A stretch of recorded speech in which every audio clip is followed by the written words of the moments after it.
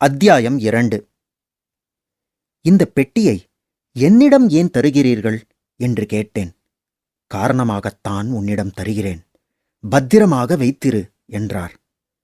இந்த பட்டு வஸ்திரத்தை பிரித்து நீங்கள் எழுதியுள்ளதை நான் படிக்கலாமா என்று கேட்டேன். அது நீ படிப்பதற்காக அல்ல என்றார் சிந்தாமணி சண்முகனார். அப்படியானால்?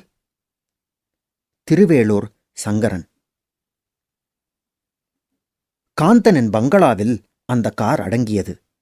70களில் கட்டப்பட்டிருக்க வேண்டும்.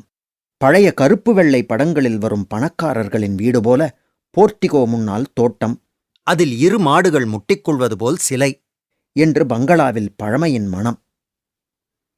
இது எங்க அக்காவோட பங்களா, ஆனா இத அவங்க எனக்கு எழுதி வச்சிட்டாங்க என்றபடியே தேவனை உள்ளே அழைத்துச் சென்றான் காந்தன்.